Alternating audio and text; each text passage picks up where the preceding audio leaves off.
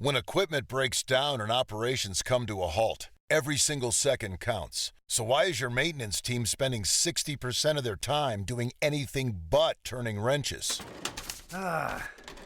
MaintainX is the AI-powered maintenance and asset management system that helps your team get back to actually fixing breakdowns. No more searching for manuals. No more hunting down parts. No more drowning in paperwork. With MaintainX, your team can access manuals from anywhere, create new procedures in minutes, and turn voice notes into clear and complete work order feedback. What used to take hours now only takes minutes. Keep your operations moving and your wrenches turning. Join over 13,000 maintenance teams that are already fixing more and filing less. Try MaintainX for free today. Go to maintainx.com/AI. That's maintain and the letter x.com/AI. This episode is brought to you by Progressive Insurance. Do you ever think about switching insurance companies to see if you could save some cash? Progressive makes it easy. Just drop in some details about yourself and see if you're eligible to save money when you bundle your home and auto policies. The process only takes minutes, and it could mean hundreds more in your pocket.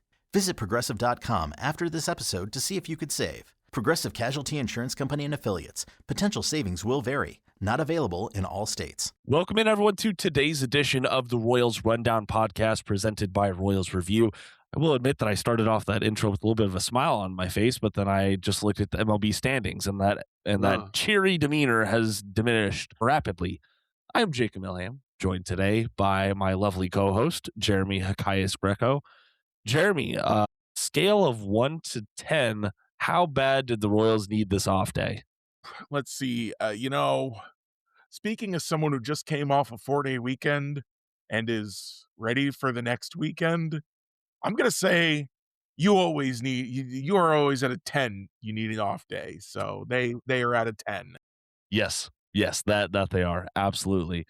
We are recording this Thursday evening. And, Jeremy, we were sitting here, we were talking about, hey, what are we going to talk about on today's podcast? There's a few things kind of out there. We could talk about the Royals kind of quietly adding a bunch of MLB veterans on minor league contracts for bullpen help suddenly. So maybe they're trying to do something there to at least bring in options. I didn't know they were adding all those guys. Who all did they add? Truth be told, grand scheme of things, didn't add anyone super impactful. They added a bunch of guys who have MLB innings to their name, is how I would describe them. So the Royals added Luke Jackson, which we talked about last episode, remember? And then they also added Genesis Cabrera. I missed that. Is it Genesis or Genesis? You know what? I think it's Genesis. It's Genesis. I'm sorry about that. Thank you for pointing that out. They added him, the former, he had his height with the St. Louis Cardinals a few years back, but Cabrera just got released from the Philly system after having a 10.38 ERA in 17 innings at AAA this year. So he is far from a surefire reinforcement person to this bullpen. But the Royals are at least adding something where they can. And then also, we got the Bailey Falter update. We finally it is Genesis, according to it is Genesis, really. It's howtopronounce.com, so that who knows. Okay. That is interesting. Baseball Reference says Genesis. I think they're probably more likely to be correct. Yeah, I would go with them on that. But so Jeremy, I all this intro to say that there's not a lot of positives to talk about this Royals team right now. There's not? I know. I'm sure you're shocked. I the really ERAs am. are so high. I felt like they must be a positive. Yeah, it's not like golf, right? You want a high one, not a low one. Isn't that how that works? No, man. This is we have not been on the podcast together for a losing season. I will say that. That's not a first that I thought we were going to get to this year, but I guess we'll have to figure out how to navigate this together. Yep. I know that my usual pattern for when the Royals are this bad is to tune out. And let me tell you, even if the Royals were going good, I might have tuned out of Tuesday's game before it even started. Yeah. And we mentioned that in the podcast. And then I was like, even when I'm not watching, I like to keep up with game day, since that's a modern feature that we have access to. Mm-hmm. And I looked at the score in the first inning and I went, oh boy, glad I didn't make plans around watching tonight's game. And then I looked at the pitch chart for Bailey Falter, and I said, boy, he threw a lot of middle pitches in this one. And then I saw Bailey Falter complaining that he had been given a last-minute start, and I thought, first of all, what the heck are the Royals doing? We all knew that Bailey Falter was getting that start. Why didn't they tell him? And we all knew 5 days before that he was going to get that start. So why didn't he anticipate that? But why didn't the team tell him? Well, And then was that a reaction? Was that a pouting kind of thing, or was that he's just that bad? so let me stop you right there, Jeremy, because Amy Rogers did come out after the fact with her update. Did you not see that? Okay. No, I didn't. No, so Annie Rogers did clarify, and I'm pulling it up right here because I don't want to, this is such a nuanced situation here. Sure. But Annie Rogers verbatim says, quote, "The club had given Falter a heads up a few days prior that he was likely to start so he could prepare. Had to be ready for emergency relief situations, of course. That's a swingman role. Clearly, he was frustrated with that," end quote. Okay, so they did tell him. According to Rogers, they did.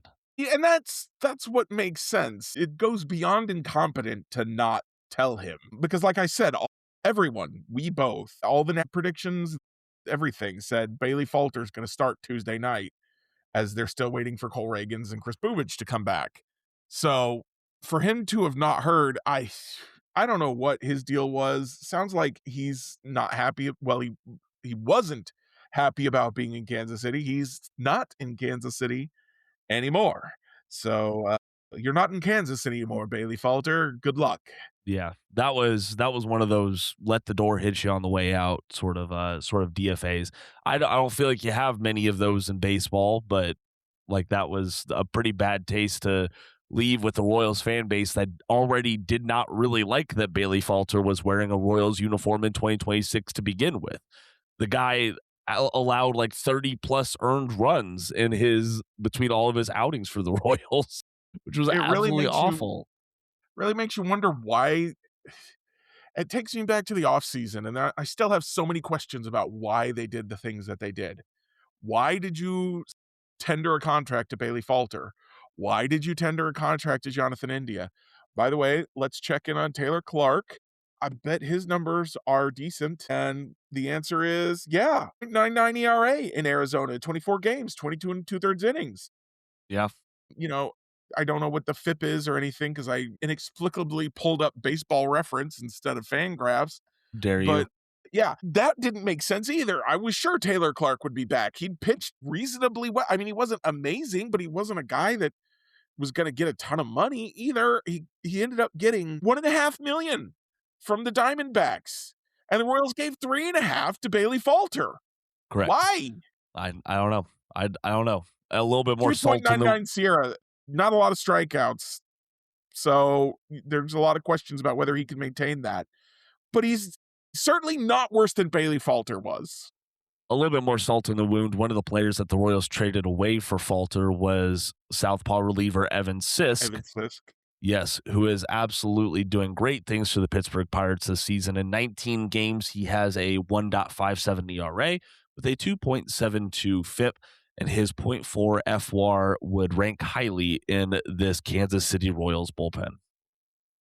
That's one of those where, honestly, I'm not mad at the trade because, Bailey Falter didn't work out and Evan Sisk didn't. There were reasons to believe that maybe that Evan Sisk might not figure it out. You could look at Correct. his AAA numbers after Pittsburgh got him, 8.22 walks per 9 in almost 8 innings so I guess 8 walks and 7 2/3 innings. Well, not quite 8 walks, 7 walks.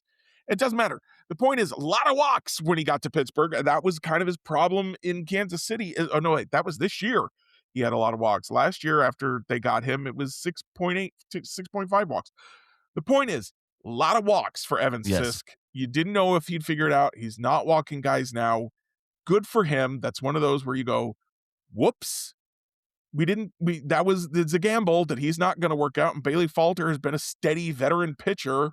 You think he's going to be fine. He offers you a certain floor, and the floor fell out, and Sisk is maybe turning into something. I will point out 0 shutdowns, 3 meltdowns. Yeah, So, that's true. there's questions about how long that can last. How long can he keep the low walk rate? We shall I don't see. know, man. I don't know. I don't blame them for that as much because it's one of those where you're taking a chance. You know you're taking a chance. You're just gonna kinda hope that you've brought in some floor and you're willing to sacrifice that ceiling. The but the moving on from Taylor Clark and keeping Bailey Falter, the keeping Jonathan India instead of looking around and seeing if you could now 8 million isn't gonna get you anything close to a Jonathan India even out there. But if you add that 8 million to the 5 million you gave Lane Thomas, you get 13. Can you get a better outfielder for 13 or a better second baseman for 13? Mm-hmm, Maybe. mm-hmm. Maybe, possibly. So here's the.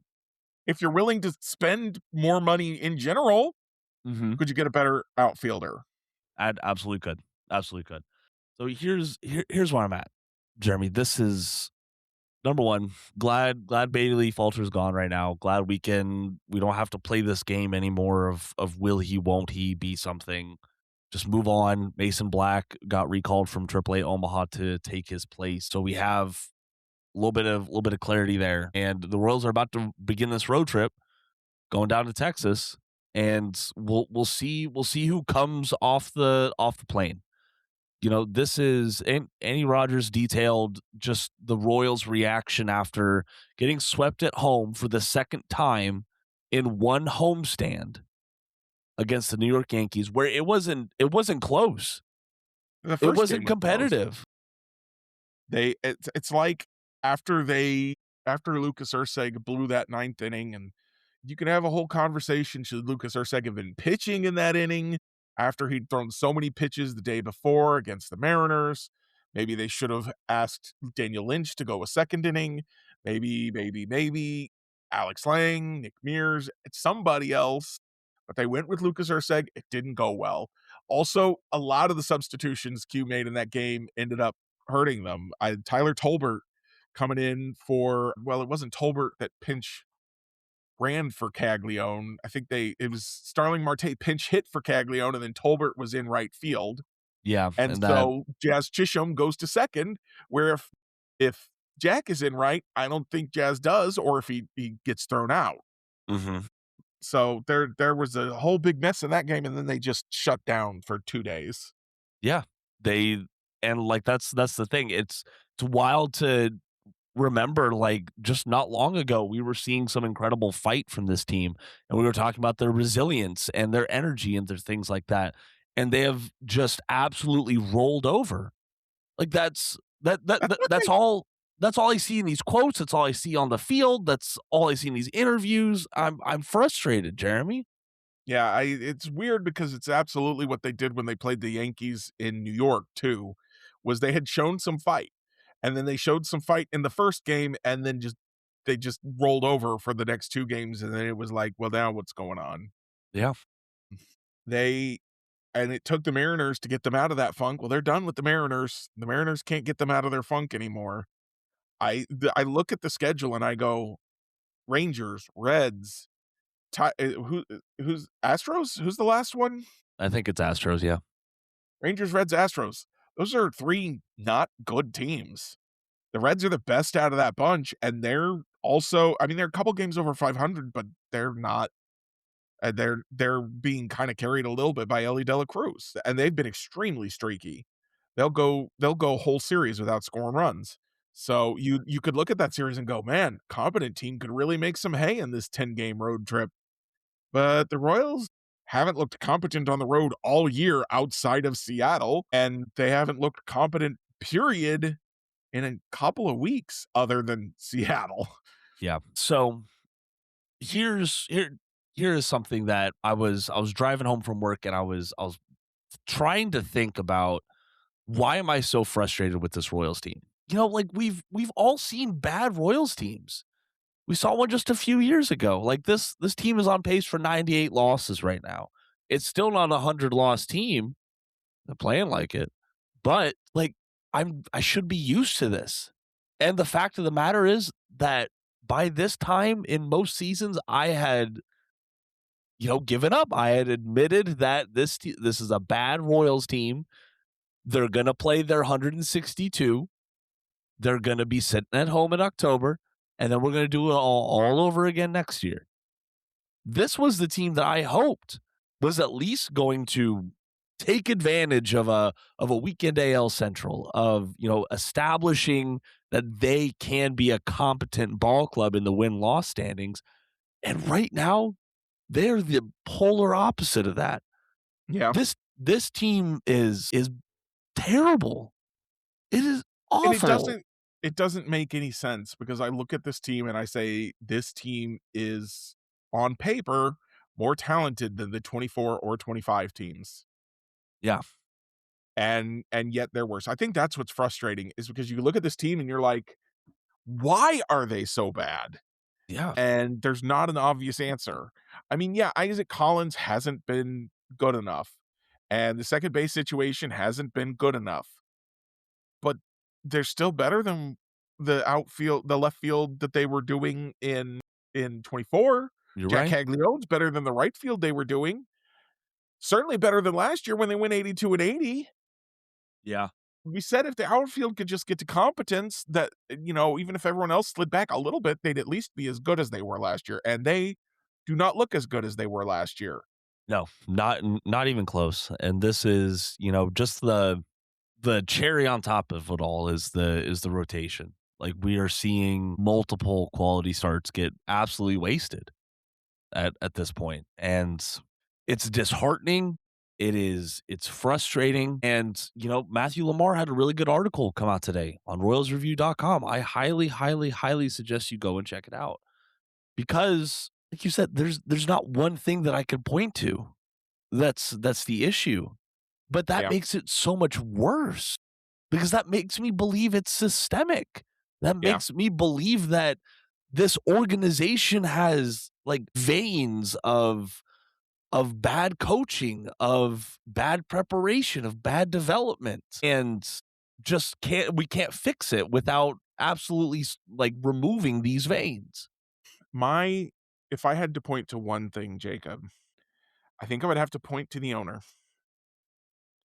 And we gave him a lot of praise for, getting the team up close to 150 million, even though they're in the small market, blah, blah, blah. They spent on free agents 2 years ago. After 23, they spent on free agents. Last year, they raised the spending somewhat, but not in a useful way necessarily. A lot of it was just keeping guys. This year, they signed Lane Thomas and are like, that's fine. That's not the big move. There's still got to be a big move. Like, $5 million for a bench guy, that's spending, but you got to still make the big move. And they didn't ever make the big move. They did this kind of in a different way. They did the thing I keep complaining about the Brewers. The Brewers said, we made the championship series. Let's trade our ace away for prospects. Like, great. You've improved your overall quality of club, but you've reduced your opportunity to win this year. And the Royals, they didn't trade anybody away, but what they've needed for 2 straight off seasons is to add a big bat. And you could say, oh, well, these guys, I think it was Matthew Lamar wrote a whole article about all their targets. Harrison Bader hasn't played well, and he was a guy that a lot of us were looking at. You know who has played well? Who? Cody Bellinger. Yeah.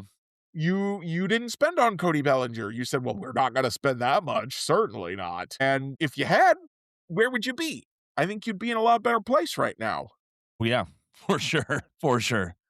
They refuse to spend the big money, and that's going to be a tease. I'll tease the transition to talking about bargaining agreements, proposals. Yeah. Collective bargaining agreement proposals that came out.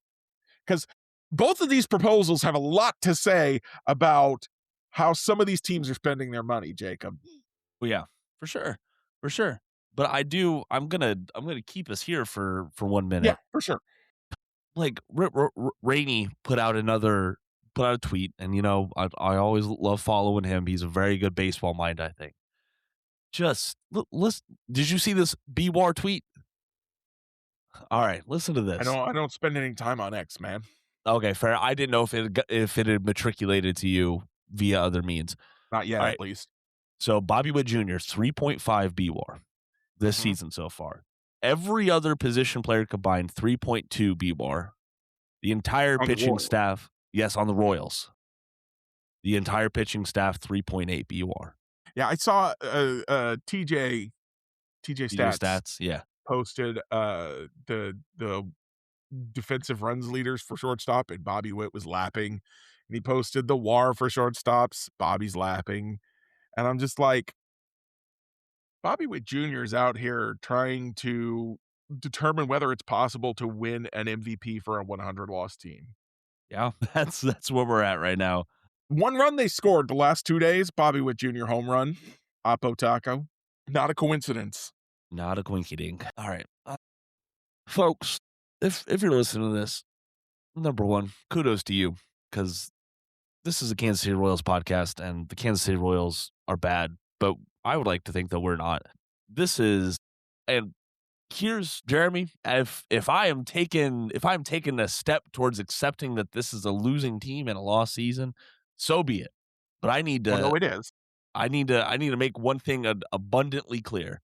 There will be days where I come on this podcast and say, hey, X person had a very good performance in a 9-3 loss for the Royals.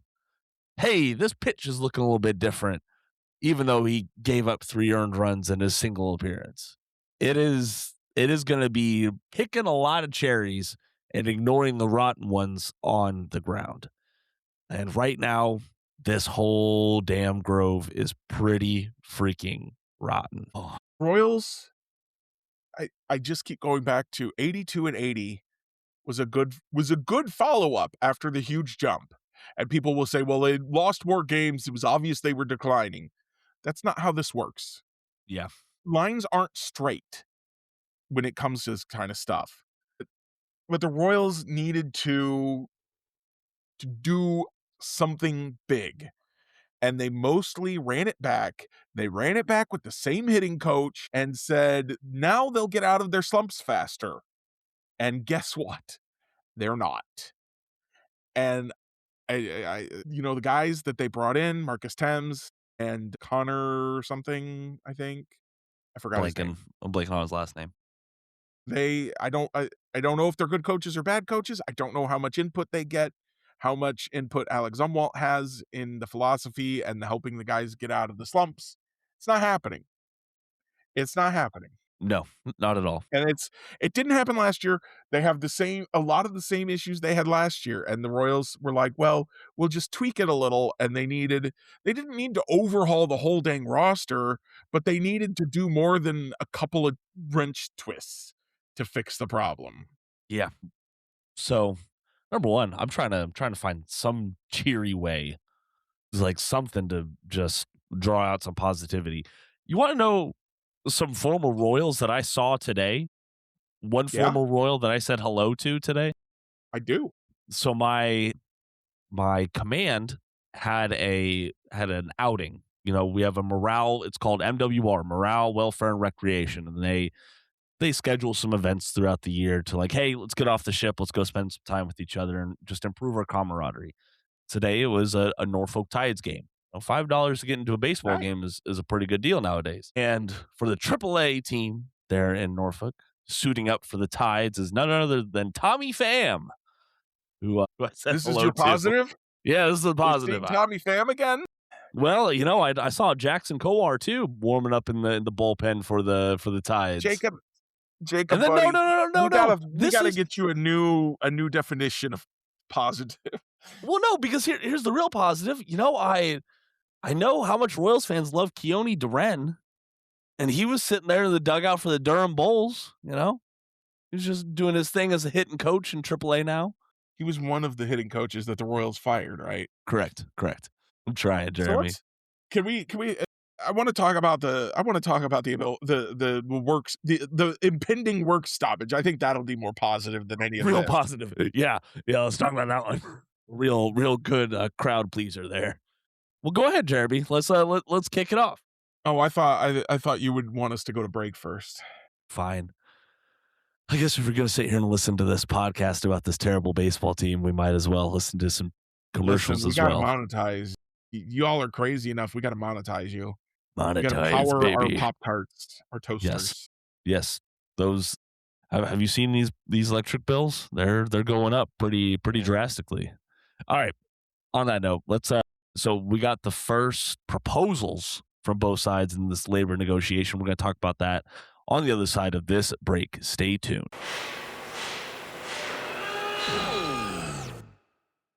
When equipment breaks down and operations come to a halt, every single second counts. So why is your maintenance team spending 60% of their time doing anything but turning wrenches?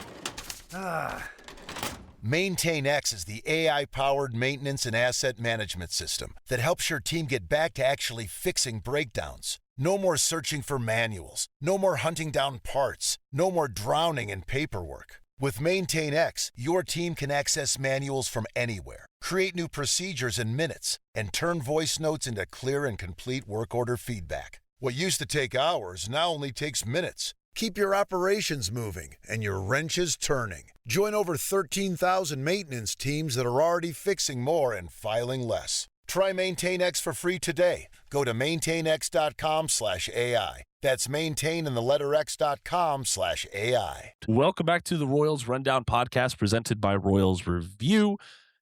If you didn't hear it before, Matthew Lamar had a really good article come out earlier on today, on Thursday, on royalsreview.com. I highly suggest you go and join the conversation over there. Leave Matt your thoughts below and, feed the feed. Just really feed the feed. And if we're not going to have a good baseball club, let's at least have a good feed on royalsreview.com. Jacob, did I get you gotta enough in talk there, about Jeremy? your priorities here. You know what? The feed is my priority, Jeremy. All right. I love the feed. I'm gonna have to do a wellness check on you. I'm very concerned about the things that you've been saying. Sounds the good. last 10 minutes. I've been working on some feed the feed merch for the podcast. Jacob, I think I might need to tender my resignation. No. Don't leave me alone in this. You're gonna give me bad baseball and feed the feed? I am.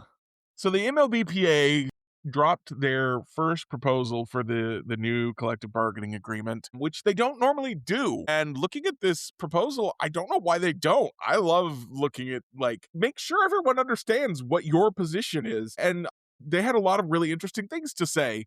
And then the MLB, not the MLB, because it's not the Major League Baseball. No one says that. That's dumb. MLB dropped theirs earlier today as we're recording this. Mm-hmm. And couple things stood out for me. The first one that I want to mention real quick is that MLBPA had a proposal that they say would make sure that every team starts with at least $240 million in revenue from the revenue sharing plan that they've got. That was a number that they offered. MLB's response was, well, we love that the MLBPA has a proposal, but this is really going to strain people's ability, the team's ability to succeed because of the money they want the teams to spend. And I said, but they said they would make sure everyone starts with 240 million. So does that mean that teams already have more than 240 million? Or does that mean that are you just calling the MLBPA liars? Because it's one of those two things, I think. I can't think of a third option. Yeah, I can't either. But MLBPA, so the other thing, and this is where most of my brain power has been focused, Jacob. So you can talk about other things, you can bring up other things if you want, but this is the thing that I can't stop thinking about. Is MLBPA, part of their proposal was a $150 million competitive integrity tax. So we often refer to the luxury tax, but the more proper name is competitive balance tax, which teams have to pay for going over a certain threshold. Yeah. So MLBPA said, competitive balance. Here's competitive integrity. You need to spend to compete. And they said 150 million is what the number they came up with. And they said, while we're doing this, Everyone starts with 240 million, and then they have to spend 150 of that on the roster, and then you have 90 million of profit or spending on your front office. I don't think your front office probably costs 90 million. I could be I hope wrong. not. If you're spending more than 90 million on your front office, I would really like a front office job, please. I no longer want to play baseball. I want to work at a front office. Yeah. So then the MLBPA came out with that, and then MLB today with their counter proposal, 170 million hard floor. Yeah. So MLB, without making any changes that I saw anyway, and I haven't read the full thing, any changes to revenue sharing, says every team can afford 170 million. Jacob, how many teams do you think are under 170 million in spending per the CB, the what's the word I'm looking for? This competitive balance tax ratings. How many teams are under 170? So right now? actually, well, hold on. Let me get this in here because I do. So Spot Track put out a tracker of this. It said MLB has reportedly proposed a salary cap model to the MLB PA that would put it at that cap and floor, right? So there are 6 teams above the proposed ceiling. The Mets are the highest, above it by 88 million. Atlanta's down there at the 6th spot, above it by 21 million. The teams below the proposed floor, I'm going to list them off because I haven't.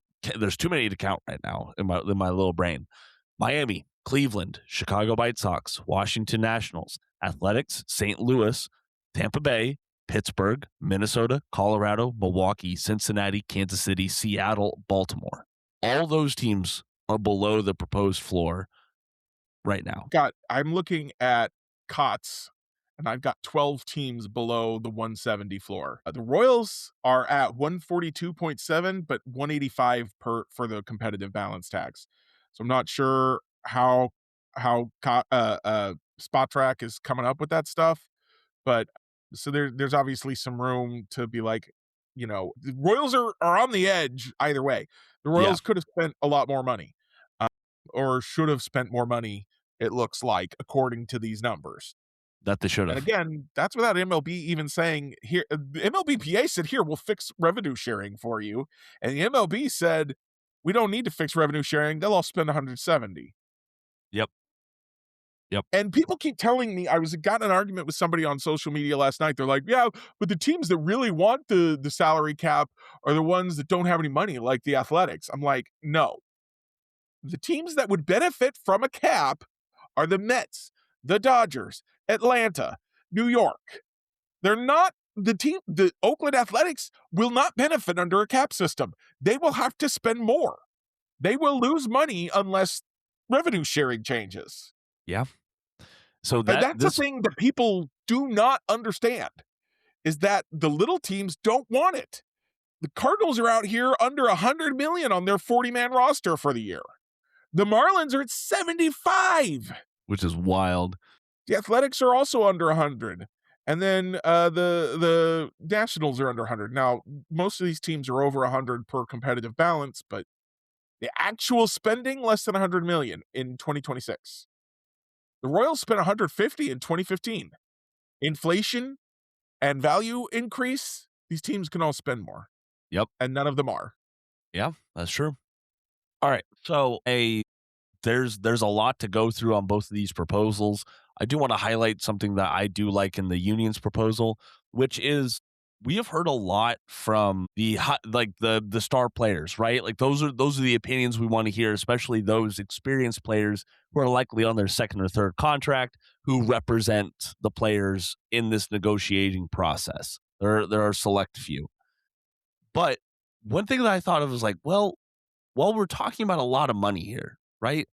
A lot of players will never see action outside of their first team control period. So I liked that the union had some minor points here. A near doubling of the minimum salary to $1.5 million. And increasing over time. Yep.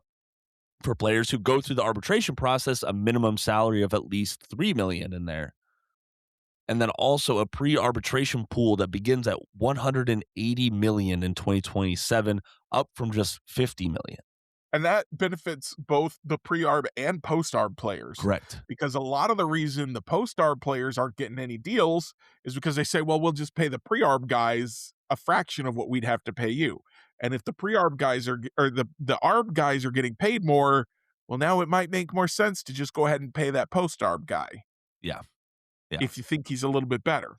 So if you need a little bit more information on the MLBPA's proposal here, Max had a good article come out on it this afternoon. There's a pretty healthy discussion over there. So go hop in the comments and read through what Max wrote, get all the details, and then we would love to hear your opinion, or you could drop your opinion on this podcast episode. I'm sure we'll have one come out regarding the MLB's proposal. All right. Jeremy, so right now I haven't dove into both proposals effectively, so I don't want to be talking out of my, for lack of better terms, I don't want to be talking out of my ass on this. This is something that is kind of been like this dark, stormy cloud on the horizon, even before the Royals were terrible this year, and now it's looking even closer and stormier. I don't want to tell someone, hey, a tornado's coming, if it's just going to be a light drizzle. You know what I mean?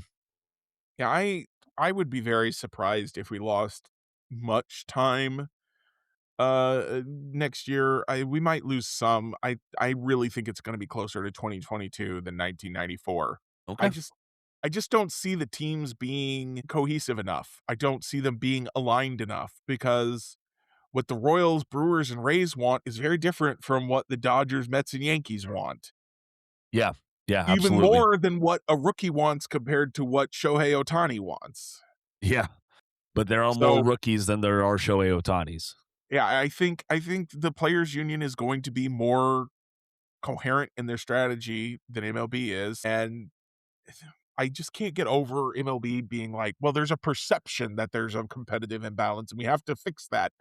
You don't fix that by changing, like, that's, if there's a perception problem, you don't, but it doesn't actually exist.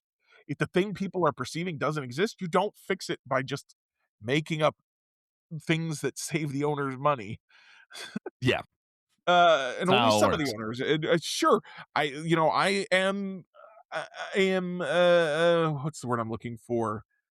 It makes me pleased to see that the starting negotiating point for the MLB floor is 170 million.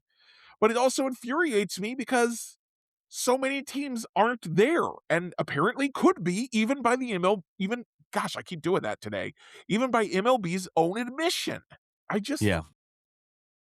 I just don't get it, Jacob. I don't get I don't how either. MLB can look at me and look me in the face and say, we have to fix the competitive image problem, and not actually and be like, well, then teams don't have any money, and then also be like, well, we can make half the teams spend more money. We can make some of these teams spend twice as much as they're currently spending. Which is wild to think of, huh? I And, know the like, Marlins can afford no more. I'm not sitting here saying that the Mets should be okay with the Marlins spending a fifth of what the Mets are spending when they're profiting more than a fifth of what the Mets are, thanks to revenue sharing.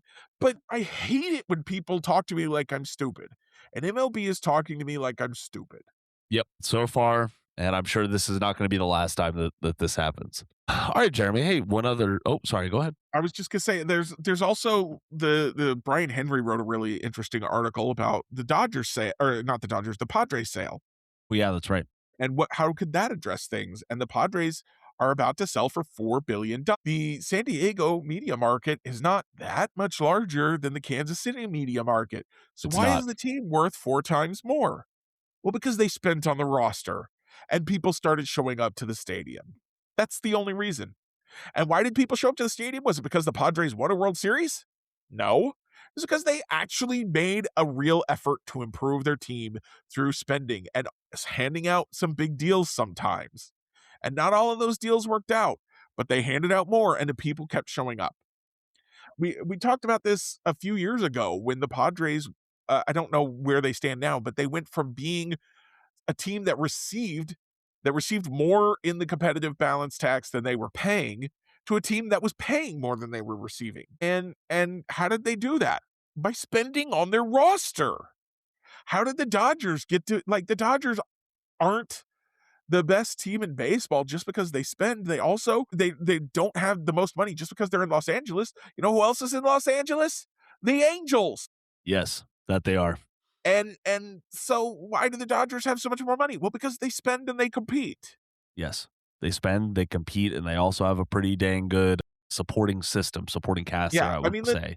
the Dodgers are a better run organization than the Angels. We can't argue about that. No, absolutely not. We all know Artie Moreno has things just Ugh, absolutely falling apart in Anaheim of Los Angeles, but it's just crazy. it is. It's a short-term decision making and safe betting. It's going, well, what happens if we spend and we don't get any better? What then? People won't come then. They probably will. Isn't the isn't the Probably saying will. isn't the saying that you gotta spend money to make money?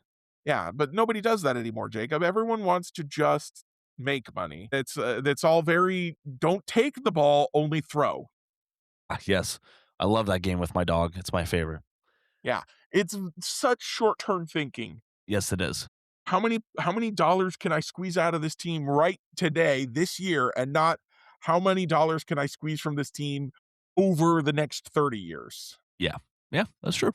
And it's prevalent in business everywhere, but I spend my time studying baseball, so it's highlighted to me in baseball that they do this. Hey, speaking of baseball, a cross section between Kansas City and MLB that I did not expect today is that today Travis Kelce announced on his podcast that he has bought a minority stake in the Cleveland Guardians. Good for him. Yeah, so I'm sure that's very cool. That's his hometown team. So good for him. And I feel like I have to point out for all these people who are worried about the owners and how much money they have and how they'll ever afford these salaries. Selling minority stakes very profitable. I'm sure it is. And these MLB athletes or these pro athletes like Patrick Mahomes and Travis Kelce, they have really good financial advisors. They do. There's Patrick Mahomes, LeBron James is another example in the NBA. They have a lot of money beyond what they're making in MLB. How? Yes, they do. Or in their sports. How? Because they have good financial advisors who show them good places to invest their money. What are they investing their money in? Professional sports franchises. Mm-hmm. It's almost like that's a really good way to make money. Yes. And it's a really good way to make money now. It's a really great way to make money when you sell the team or you sell your stake in the team, Yeah. which there's always someone who will buy it because everyone knows it's a really good investment and they want to be a part of it. Right. Right. If somebody would let me buy stock in an MLB team, I'd do it. I would too. No matter how small that stake is. I just want to say It will hey, only grow. yeah, it will. That's what sports valuations have proven. And yeah, Jeremy, this is just the opening salvo, I would say, of these negotiations. And I'm sure we're going to hear a lot more people speak out over the coming days. If we have any updates that relate to the Royals, you can find them up on royalsreview.com. So suggest that you bookmark the website and make sure you check out the rumblings every single morning. I want to push back on another thing I saw, which is people saying that John Sherman got his stadium deal and immediately stopped caring about winning. He didn't get the stadium deal until the season had started. The roster Yeah. was built before, like, he didn't tell them to all go out and start losing now. Could you imagine if that was the I've case? seen a lot of criticisms of Q, like, why would you bring in Urseg? And I think it's valid to question why, or was there a better option than Urseg? I don't think there was an obvious better option, but I feel like a lot of people, like, these people deserve criticism, but we need to, like, use your brains a little bit and think about, is that thing worth criticizing? Yeah, very true. Because I feel like some of these criticisms are just over the top. Some of them are, but that's where we're at in the Royals season already. Just past that 1/3 mark. Still got plenty of games ahead of us, folks. Like what we said on Sunday was that all the nails were in the Royals' coffin, and if they wanted, they could start maybe knocking some of those nails out from the inside if they could beat the Yankees for a couple of games. Yeah. and feels kind of like they just added a few more nails to make sure it stayed shut. Yeah. The Royals go 8-2 on this road trip. The AL's so bad, everything could change. Jacob, if I offered you 30-1 odds that the Royals would go 8-2 on this road trip, would you take them? No, because you don't want to throw your money away, no matter what the odds are. Yeah, correct. I'm That's right smart now. betting, Jacob. Smart betting. Thank you. I love my review today is about something to do with probabilities as well. So it's just apropos. My optimism glass for this team is, I would say the glass is half empty and in a microwave for 56 minutes. Like it is just evaporating. My optimism glass was half full of whiskey. It's empty now because I shot that. I said, nope, we're done. But everyone, It wasn't even a good whiskey. It was not even a good It whiskey. was just a bad one, just a well whiskey. Just knock that down. Let's get drunk, baby. Yep. I'm just gonna roll right into reviews because I got a simple one today.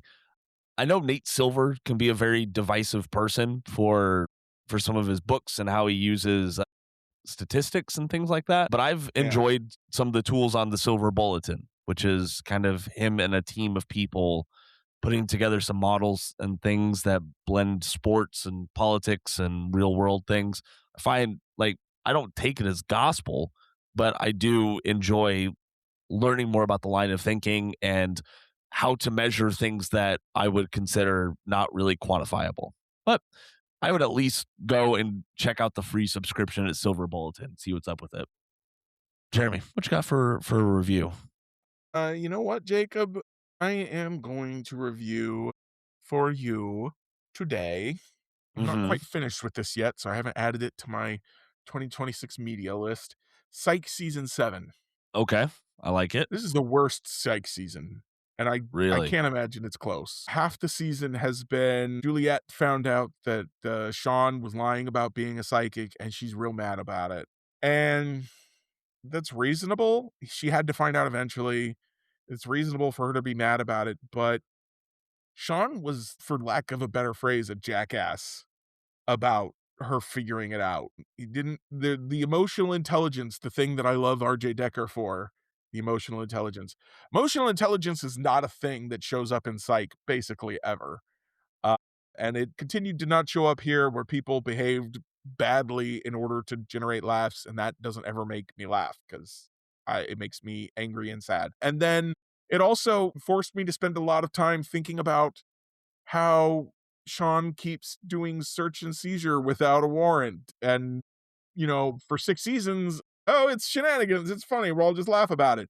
And now it's like, oh man, if anybody found out that he was doing this, all of the convictions that they've gotten based on his psychic visions would be thrown out. And all of those people would be back out in the world, committing more murders, maybe. And then the eventual thing is Juliet says, well, you got to go tell the chief what you did. Yeah. And then she realizes that as he goes in to tell the chief and blow up his career, blow up all of those convictions to get the girl, she realizes, if he does that, that's what's going to happen. And so she goes and stops him. Gotcha. And lies to the chief about obtaining evidence of her own illegally. And the chief is basically like, well, as long as no one finds out, no harm, no foul. And I'm just like, I didn't want to think about procedures and legal searches. I wanted to think about silliness. And you made me, for 5 or 6 episodes, think about how awful this would be if it was in real life. Mm-hmm. So yeah, they eventually got over their shenanigans and started talking again. And like, they're basically back together, but pretending that they're not. Yeah. And it's a weird season, man. It's a really weird season. Whenever I do a rewatch of Psych, I probably will just skip most, if not all, of season 7. I understand. All right. Well, thanks for the review, Jeremy. And hopefully I go find something good to watch tonight instead of Royals baseball. That's probably going to watch Murderbot Diaries with my parents. There you go. That sounds like a good choice. Good choice. Over on Apple TV. It's a weird show, but I think I'm kind of digging it. Yeah, the books are really good too. Yeah, that's what I've heard. I might read them after I've watched the series. Hell yeah. Well, folks, that's going to do it for today's edition of the Royals Rundown podcast. Sorry we didn't have a good baseball team to talk about today. But if you want to be around for this ride that is the 2026 season with us, you can subscribe or follow wherever you're listening, or you can find all the episodes on royalsreview.com. I am Jacob Milham. There, Jeremy Greco. Thank you so much for listening. And until next time, go Royals.